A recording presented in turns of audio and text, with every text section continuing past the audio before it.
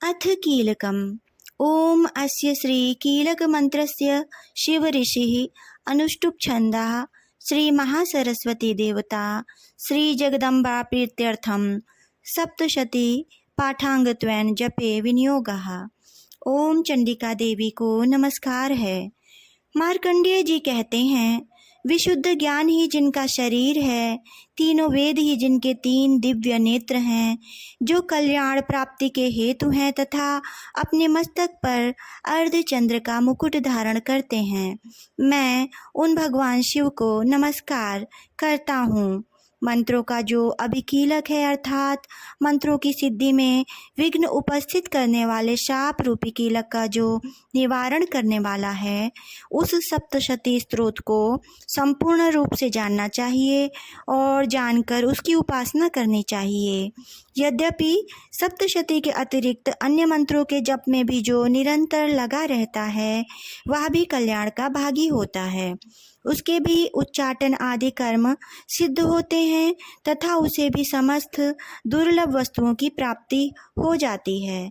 तथापि जो अन्य मंत्रों का जप न करके केवल इस सप्तशती नामक स्तोत्र से ही देवी की स्तुति करते हैं, उन्हें स्तुति मात्र से ही सच्चिदानंद स्वरूपिणी देवी सिद्ध हो जाती हैं। उन्हें अपने कार्य की सिद्धि के लिए मंत्र, औषधि तथा अन्य किसी साधन के उपयोग की आवश्यकता नहीं रहती। बिना जप के ही उनके उच्चाटन आदि समस्त अभिचारिक कर्म सिद्ध हो जाते हैं। इतना ही नहीं, उनकी संपूर्ण अभीष्ट वस्तुएं भी सिद्धि हो जाती हैं। लोगों के मन में यह शंका थी कि जब केवल सप्तशती की उपासना से अथवा सप्तशती को छोड़कर अन्य मंत्रों की उपासना से भी समान रूप से सब कार्य सिद्ध होते हैं, तब इनमें श्रेष्ठ कौन सा साधन है? लोगों की इस शंका को सामने रखकर भगवान शंकर ने अपने पास आए हुए जिज्ञासुओं को समझाया कि यह सप्तशती नामक संपूर्ण स्तोत्र ही सर्वश्रेष्ठ एवं कल्याणमय है। तदंतर भगवती चंडिका के सप्तशती नामक स्तोत्र को महादेव जी ने गुप्त कर दिया। सप्तशती के पाठ से जो पुण्य प्राप्त होता है, उसकी कभी समाप्ति नहीं होती, किंतु अन्य मंत्रों के जप जन्य पुण्य की समाप्ति हो जाती है। अतः भगवान शिव ने अन्य मंत्रों की अपेक्षा जो सप्तशती की ही श्रेष्ठता का निर्णय किया, उसे यथार्थ ही जानना चाहिए। अन्य मंत्रों का जप करने वाला पुरुष भी यदि सप्तशती के स्तोत्र का और जप का अनुष्ठान कर ले, तो वह भी पूर्ण रूप से ही कल्याण का भागी होता है। इसमें तनिक भी संदेह नहीं है। जो साधक कृष्ण पक्ष की चतुर्दशी अथवा अष्टमी को एकाग्रचित्त होकर भगवती सेवा में अपना सर्वस्व समर्पित कर देता है और फिर प्रसाद रूप से ग्रहण करता है, उसी पर भगवती प्रसन्न होती हैं, अन्यथा उनकी प्रसन्नता नहीं प्राप्त होती है।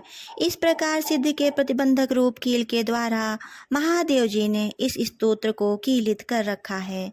जो पूर्वोक्त रीति से निष्कीलन करके इस सप्तशती स्तोत्र का प्रतिदिन स्पष्ट उच्चारण पूर्वक पाठ करता है, वह मनुष्य सिद्ध हो जाता है, वही देवी का पार्षद होता है और वही गंधर्व भी होता है।